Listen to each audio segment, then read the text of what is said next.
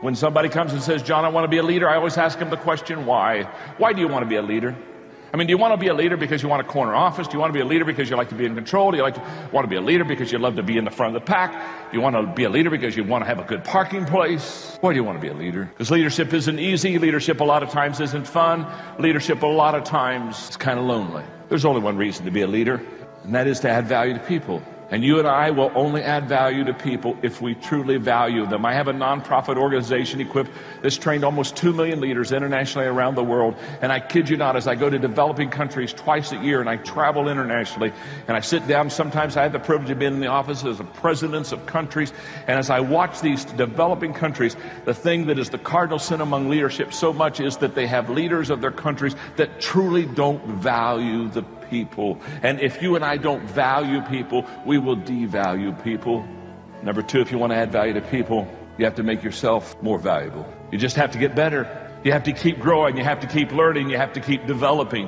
Why? Very simply, if you're leading the pack, you've got to be able to give what you have, and you can't give what you don't have. And so therefore, you've got to put a lot of good stuff in so that you can pass it on to others and share with them and add value to them. Thirdly, if you want to add value to people, you have to know and relate to what other people value. You and I have to walk slowly through the crowd. We have to listen. We have to care.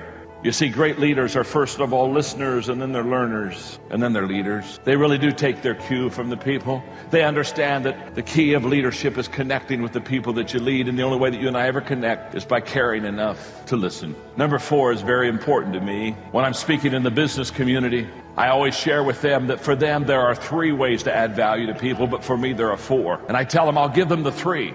And so I'll spend maybe an hour doing those 3 things I just shared with you, talking about how to add value to people. And inevitably, when I'm done with the 3, somebody raised their hand and say, John, you said that for you there was 4, but you said there's only 3 for us. I said, yes, it's nothing personal, but this is about my faith. And so I don't really need to share this with you. It's because I'm trying to help you, and I don't want to cross boundaries with you. And inevitably they'll say, but John, tell us what yours is. And I'll say, well, okay, you can hear mine, but don't write it down. In fact, don't listen. Because number 4 for me is, if I really want to add value to people, I have to do the things that God values.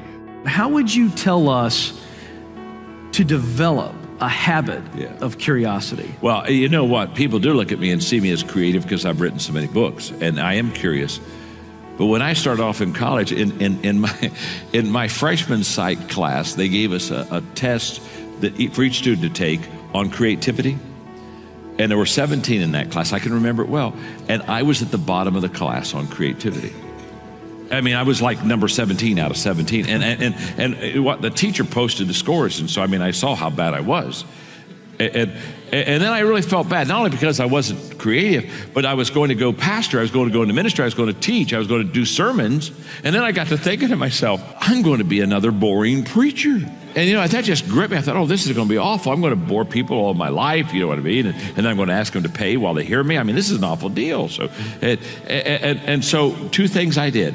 And I talk about it in the book. One is I started filing. I started taking thoughts and quotes. And the reason I started doing that is I thought, if I'm not going to be good at what I say, I need to quote somebody that is good. And so I started filing things that other people would say. So I'd go around and I'd say, well, Ken said, you know what I mean? And Joe said, and Susie said. And so that at least I would be a little bit more interested. And that's how it started.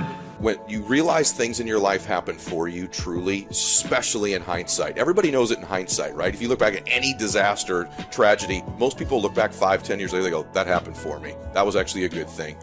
And so I was unemployed. I couldn't find a job. And my old man, my dad, was the best dad role model you could ever have in your life. Hardworking man, good man. He's a better man than me. Has more integrity than me. He's the best man I've ever known. But when I was growing up, my dad had a drinking problem. And so my dad had gotten sober recently, and he was going to these meetings. And he comes home from one of his meetings and says, there's a guy at my meeting who can get you a job. And it's right down the street in San Dimas.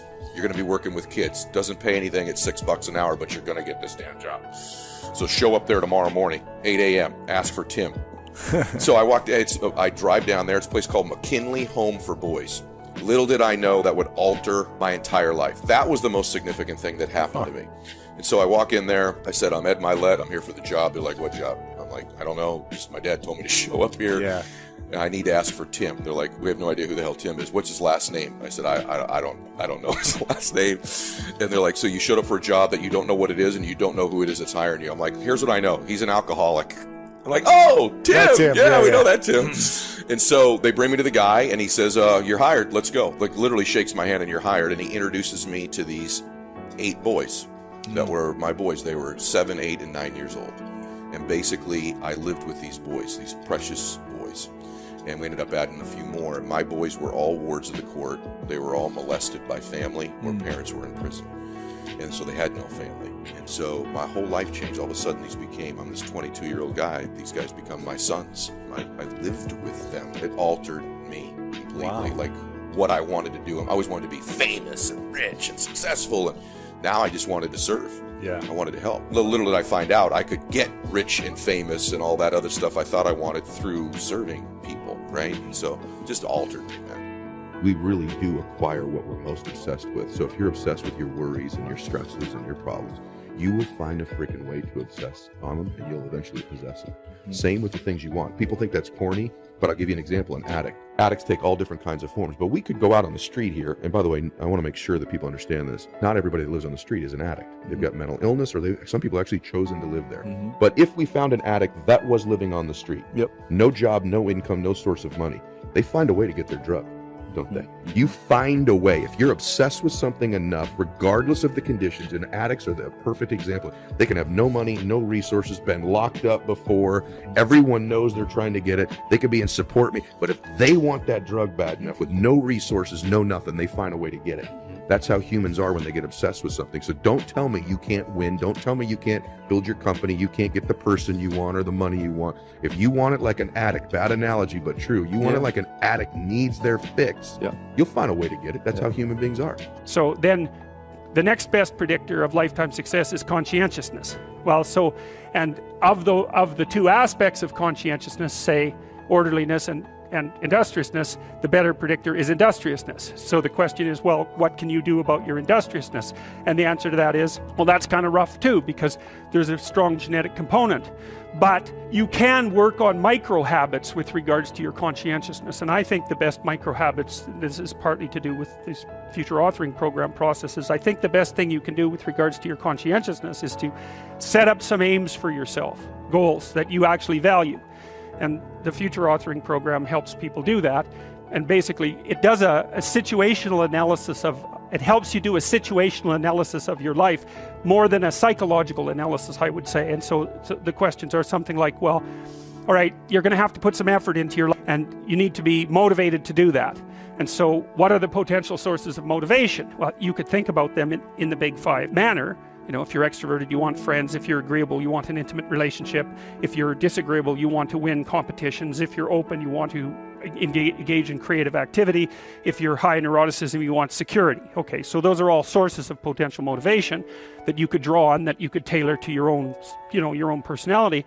But then there are dimensions that you want to consider your life across. And so we ask people about, well, if you could have your life the way you wanted it in 3 to 5 years, if you were taking care of yourself properly, what would you want from your friendships? What would you want from your intimate relationship? How would you like to structure your family? What do you want for your career? Well, how are you going to use your time outside of your job? And how are you going to regulate your mental and physical health, and maybe also your drug and alcohol use? Because that's a good place to auger down, because alcoholism, for example, wipes out 5 to 10% of people. So you want to keep that under control. And then so maybe you develop a vision of what you would like your life to be, and that associates the goal. Once the goal is established, and then you break down the goal into micro processes that you can implement. The micro processes become rewarding in proportion in relation to their causal association with the goal, and that tangles in your incentive reward system. We talked about the dopaminergic incentive reward system, and that's the thing that keeps you moving forward.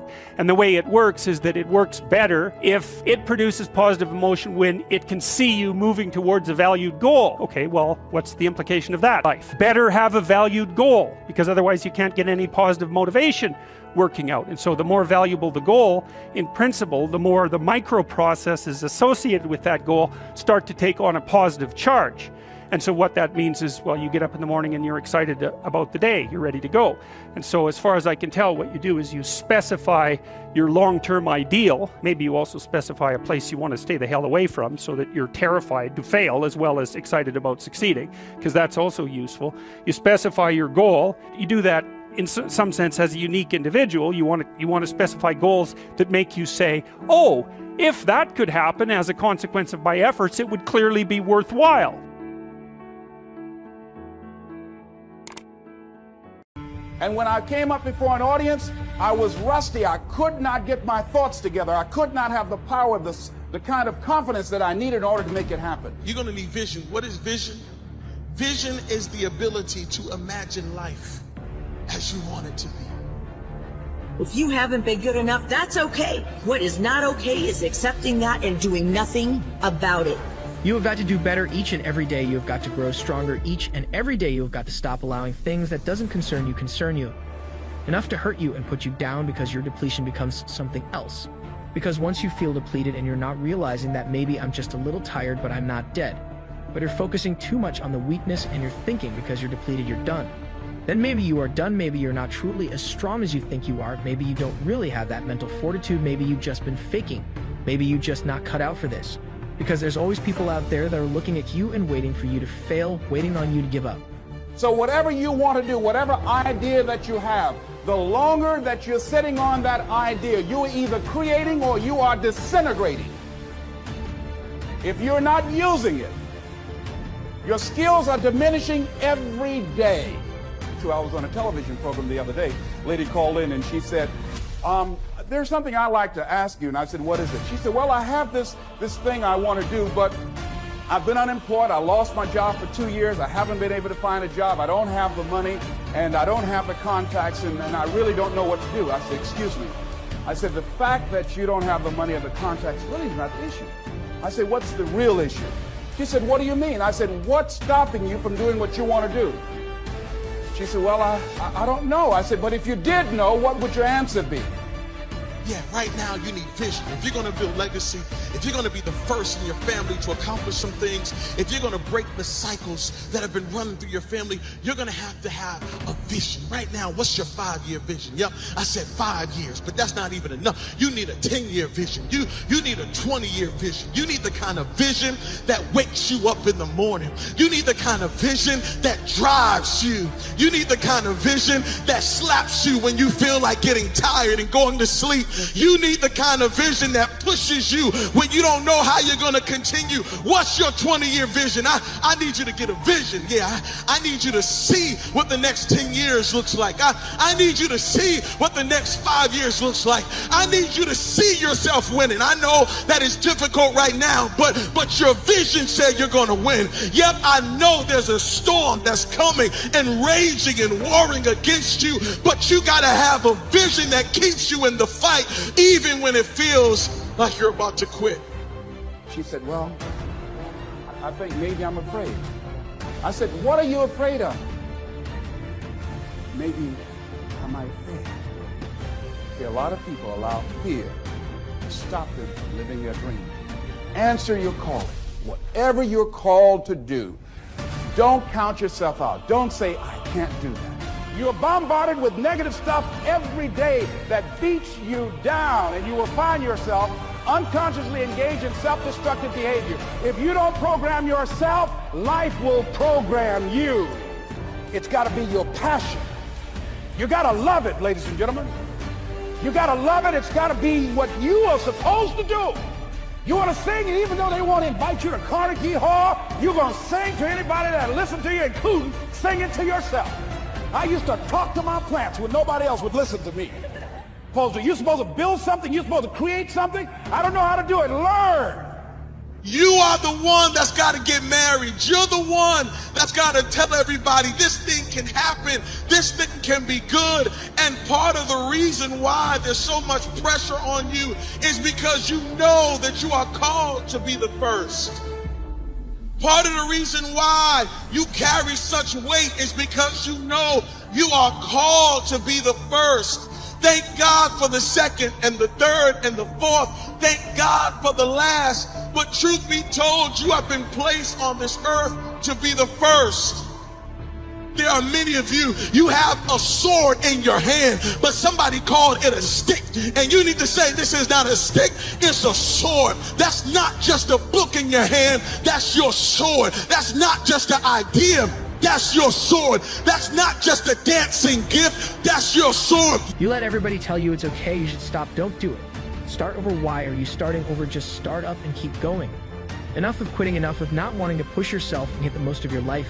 It's difficult, I know challenges are going to come, I know. In fact, it's even more difficult for many of us because of certain circumstances that we deal with day in and day out, but we cannot quit, we must balance ourselves. We must be willing to give 110% of everything we have because all we got is what we got, and what we got is what we must be willing to give, but don't give in and give up and put quit in your mind and let it destroy you. Take responsibility. Responsibility that you haven't been at your best, and responsibility that you are committed to do better. What can you do today that will make your future better? Do that every day. You can't give up on yourself. Humble yourself, man. His blessings is his blessings and your blessings is your blessings. Go get what's yours. Go get what's yours. Every day you should wake up with a chip on your shoulder. And this ain't really got nothing to do with you being better than nobody. Do not wait for tomorrow to go out and fight for your dreams. Today is the right time. You have all the strength you need to make your goals come true. It all depends on the desire you put into it. Strive now. Ask yourself this question. If not now, when? Don't sit around waiting for things to happen, because they won't happen to you. You must go out for them. Fight for what you want to achieve. Draw up an action plan so that your dreams stop being dreams and become reality. Demand more. You are capable of giving more. You haven't lost anything, you're just going through challenges. And with challenges comes great rewards, but you've got to keep the faith, you've got to stay hopeful, not hopeless, you've got to continue to go on. And look up, I speak about looking up often because that's the best thing you could ever do. Keeping your eyes on the sky and looking beyond it and not looking down on your misery. And not concerning yourself about things that you cannot control because we tend to get ourselves wrapped up in that from time to time. Get away from it and believe in yourself. Have the strength and the fortitude to carry on. And when other people don't want to be there where you are, then maybe that's the time to cut that away. Don't let all of this heavyweight bring you down. Believe and understand that your process is necessary. Understand that you're going to get where you need to get. This ain't got nothing to do with you being better than nobody. This about you being and doing better for your family, your friends, and most importantly, this is about you going out there into the world, impacting other people by sharing the good news, if you know what I mean. Man, look, young one, this one for you. You ain't gonna be happy every day of your life, and that's simply because your happiness is all based off your circumstances. But young one, if you can't be happy every day, that's okay. That's okay. Because although you may not be happy today, you can still be full of joy every single day. Why? Because at the moment we establish a commitment with ourselves, we must know that we are capable of that and more. A person in search of excellence does not like to be in his comfort zone. It is all or nothing. Even if sometimes you don't want to or feel like you can't, you should. Fight, strive, give everything to reach the top. And when you arrive, you can enjoy the long-awaited reward. Achieve your goals. Trust yourself. Give yourself a vote of confidence. Believe yourself capable of winning this fight. Because only by believing in yourself can you achieve everything you set out to do. You got to be on top of your game, and you got to keep making moves, and you got to stay strong, you got to stay powerful, and you got to keep on moving. That's how you get to that level. Don't give up on your dreams. Don't give up on the possibilities. Stay strong, stay productive, stay powerful, and from the bottom of my heart, conduct your business. These are some difficult times, and many people have fell onto those difficult times, but it is the challenges that makes us great. The challenges is what builds us up. Each living human being that can hear my voice on this day, I need you to believe. Once again, I need you to understand that you are not done yet. Every struggle that you have been through, every hardship that you had to encounter, you did what must be done.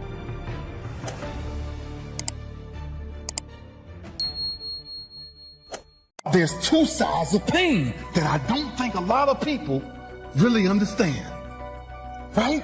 There's one side of pain that's the suffering and the discomfort side of pain.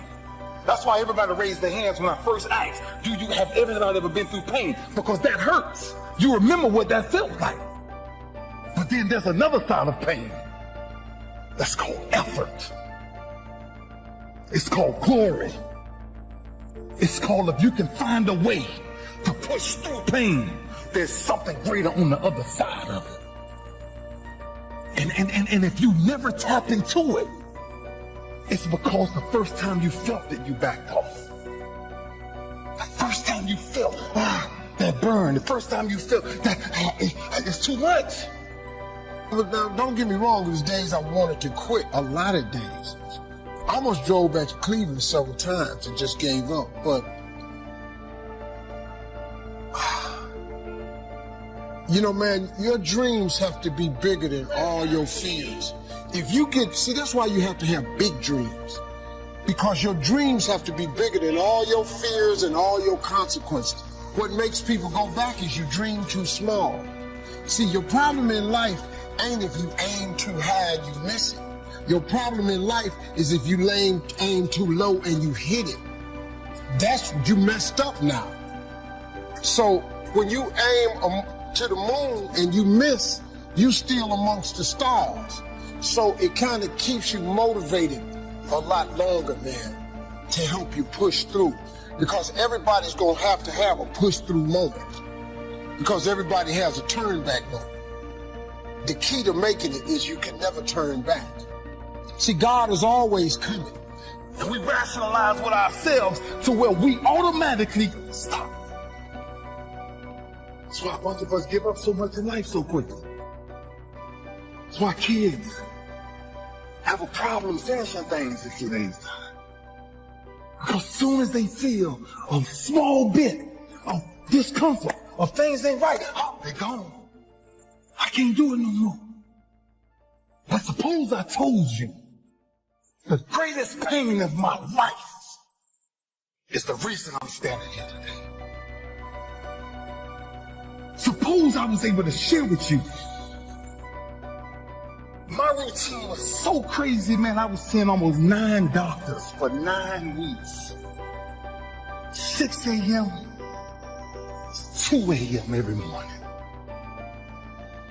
10 days from tricep repair surgery. I had my bike flew out. I flew my bike out. I got on my bicycle. I cycle a lot. I got on my bike, and I tried to grip the bar, and I couldn't grip it. Didn't have enough strength. And I sat there for 30 minutes until I made up in my mind, stop crying, and grip the handlebars. Just grab the bar. See, look, man, when you ask God for something, God boxes it up, put your name on it, and he ships it the day you ask for it. As soon as you ask for it, he ships it. The problem with the package is, he never tells you the date that it's going to arrive. If he did that, it would destroy the one element that he requires, your faith. So God sends your package, but he only delivers to Faith Street. If you step off of Faith Street and you go over here to I Don't Believe It Boulevard, he don't ship that. If you step over here to I Don't See How Avenue, he don't ship that. If you step over here to Ain't No Way Circle, he don't ship that. The package only goes to Faith Street. What happens to the average person is that when the package arrives and you ain't on Faith Street, it's just like the post office and FedEx, UPS. If you ain't there, the package gotta go back. You know how many packages you got in heaven with your name on it that got sent back? This is real talk, man. This is how it works. Being successful, y'all, is not a magic trick. A couple of things kept me going. Most of it was messages that I had learned from my mother. But I learned something about faith. Faith comes from hearing, not from having heard. My mother was telling me those messages years ago. But during my homeless years, I would rehear them, and that's when it mattered. And I had such a grand dream and vision. I was willing to push through to see what the vision was going to be, to see if I could get to the dream. And I kept hearing my mother say words like, God didn't bring you this far to leave you. So I said, okay, well, maybe he ain't left me. Let me just see if I can wake up tomorrow, something will change. You know, then I kept hearing stuff like faith is the belief in things that you cannot see. Or say, okay, cool. So I don't see nothing but this homelessness right now, but I think I'm gonna make it one day. And I just kept going, man. I just kept. Now, don't get me wrong, there was days I wanted to quit, a lot of days. I almost drove back to Cleveland several times and just gave up, but you know, man, your dreams have to be bigger than all your fears. If you see, that's why you have to have big dreams. Because your dreams have to be bigger than all your fears and all your consequences. What makes people go back is you dream too small. See, your problem in life ain't if you aim too high and you miss it. Your problem in life is if you aim too low and you hit it. You messed up now. So when you aim to the moon and you miss, you still amongst the stars. So it kind of keeps you motivated a lot longer, man, to help you push through. Because everybody's going to have a push through moment. Because everybody has a turn back moment. The key to making it is you can never turn back. See, sometimes we think the pain is what controls us. It's actually our subconscious mind. That if we ever tapped into that, that's what dictates most of our lives. And I'm sitting there and I say, just squeeze it. And I squeezed it. 10 days out. And I started riding a bike 10 days out. Because see, pain is tricky. Because if you don't control pain, it'll control you. And so that's where my psyche started to change, because look, it was already in my mind that I was coming back. But listen to what I had to hear about all of the people who had everything to say about my career results. Every TV station, every ESPN channel, sad news, Ray Lewis' career is over. And I'm saying, wow, that many people can dictate if I'm coming back or not?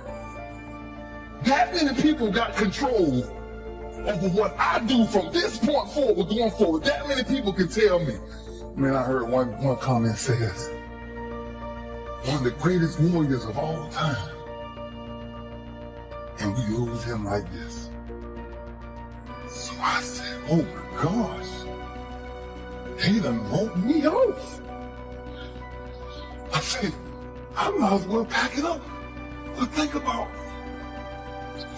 what we do the moment we feel that, right?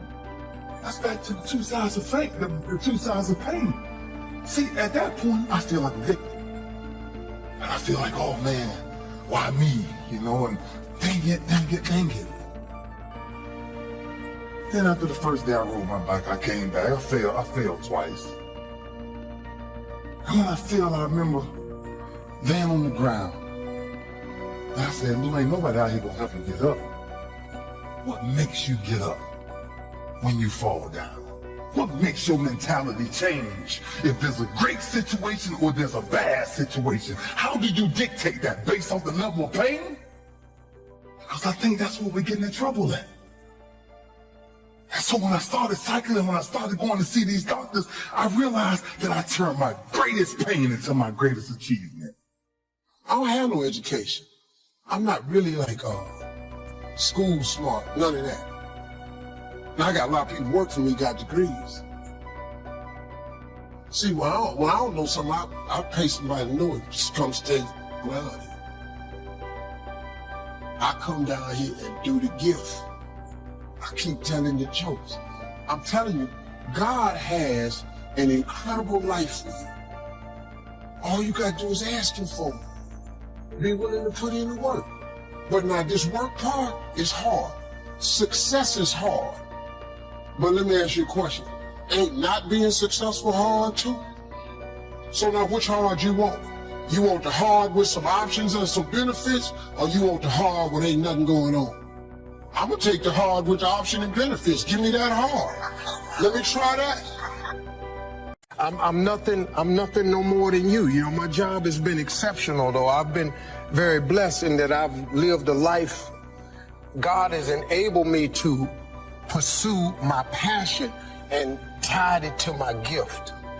I'm gifted at comedy and I've been able to pursue it. So I wake up every day and for a living, I play music and tell jokes.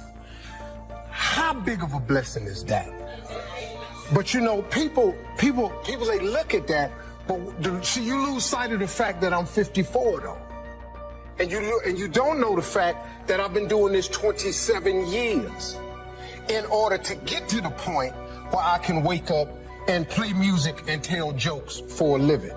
It's like my guest Tim Gannon, who explained the fact that he wanted to play polo. He didn't buy a pony till he was 40. He saw the first race at 16. The first match at 16. He didn't get that till he was 40. But so people look at him as the owner of the Outback Steakhouse and they go, wow, but they have no idea the journey and the stress. And what I want to talk to you about is stress. What stress is, what it really is. How it's necessary if you planning on getting to where you're trying to go to. See, stress is God's way of training you. It's preparation. But what most people do is, see, once you get stressed, you don't want that no more. So now you give up, you through. I'm stressed, so yeah, I don't want, nobody likes stress. You know, I work with a trainer. I have to work out. You know, 54, I'm supposed to, really, I ain't nothing fly, nothing like that. Really, I am, but, you know, I'm not, you know, you've been to your reunion. And you didn't know who was talking to you because you was going, whoa. And then you gonna look in the mirror and go, okay, I need to check myself. Do I look that bad? Because some people just let themselves go. But you got to, in order to develop and to change and to grow, stress is necessary. So you got to be willing to go get it every day. There's a story my father told me all the time. Now, I've heard it several different ways, but I'm just telling you the way my daddy gave it to me. He said, son, he said, every morning on the plains of the eastern Serengeti Desert, there arises a gazelle that realizes that he must run faster than the fastest lion, or he will be eaten and he will die that day. On that same desert arises in the morning a lion that realizes that he must run faster than the fastest gazelle, or he will starve and he will die that day. He said, son, the moral of the story is, no matter who you is, when you wake up in the morning, you needs to be running. Find a way to win in spite of the crazies that are out here. The old saying, oh, you can take a horse to the water, but you can't make him drink. Oh, no, that's not true. That's not true. You expose them to the right communication, information, and algorithms, and whatever else stuff out there that we're not even aware of. And not only would he drink, he'd jump in the water.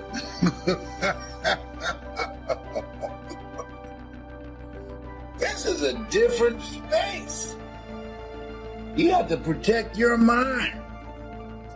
So, here it is. Stop knocking on an open door. You have the power. You, your voice, you, your experiences, you, your knowledge, you, the things that you have gone through. Some things happen to you and some things happen for you. You're a gold mine.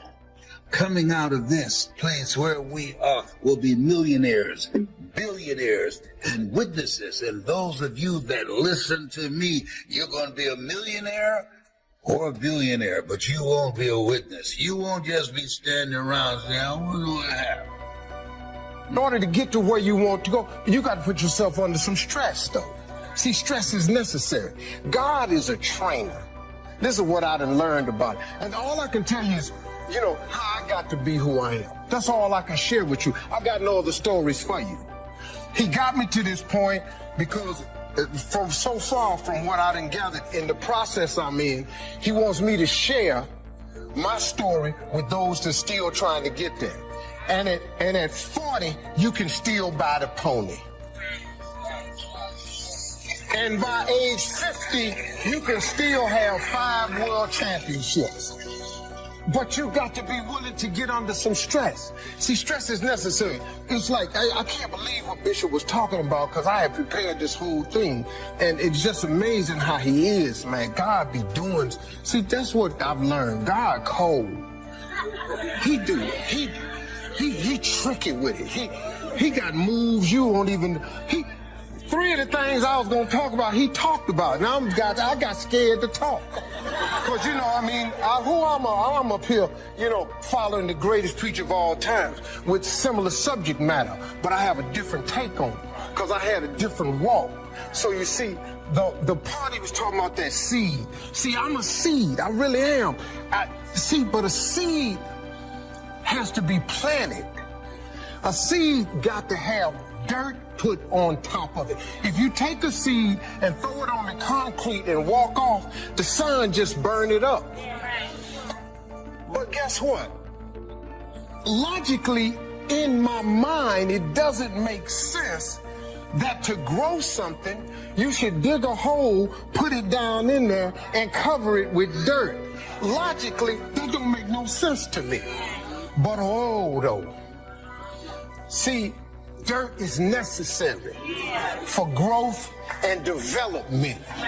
Dirt builds character. Dirt gives you the push-through factor. Dirt makes you come with it when you don't feel like coming with it no more. And you get dirt in a lot of different ways. All of y'all that had dirt thrown on you. And dirt ain't always what you want. It's somebody talking about you down on your job. It's somebody accusing you of something that you didn't do. It's somebody telling you you ain't gonna make it. It's somebody sharing information about you that ain't true. Everybody get dirt put on. But see, when you getting put under that stress, please know God is always working. Kirk Franklin's song, God is always working, so I smile. Because I know he back there. See, that dirt builds character in you. When they talking about you, it teaches you to withstand it. Then it gives you something to push through. So when you put the seed and you put the dirt on it, if you understand stress, stress really ain't just dirt. Stress, see, they don't call it dirt when they plant it. They call it soil. Because, see, soil has nutrients in it. what the nutrients, when people talking about you, dogging you, lying on you, backbiting, stealing from you, talking about you, they're actually putting nutrients in you. They're building character. You got character now. And now the seed, if they put a camera under the ground, you'd have seen the seed sprout open and start coming through the dirt. Because the dirt is necessary so you can prove yourself. You know, if you don't really want to be, everything you see above ground that blossoms and plants and grows and that's beautiful, it was underground one time. All them potatoes, collard greens, they was underground one time. Them apple trees, they was underground one time. So they had to prove themselves. See, you want to be successful, well then you got to prove yourself. You got to push through the dirt. You got to come up through here. You got to come out. Then you sprout, and then Bishop say, then you become a tree. Next thing you know, you got fruit. So when you under stress, take the stress for what it is. Don't get fooled. Don't just think, I don't know, man, Lord must not mean for it to be. What you tripping for? What you talking about? How you think you're going to be a plant, a tree, a flower, a bush, and ain't no stress? How you going to get to be that without no dirt? Didn't they do Jesus? How you think you're supposed to get up out of here? He was pretty perfect. We ain't even perfect. See, I expect dirt now. I expect people to talk about me. Matter of fact, I look forward to it now. Do your thing, because if I can weather what happened to me and my family earlier, you can bring whatever you got now. There's some more stuff going around now that's about to happen. Bring it. Because now I have developed a character that is stress.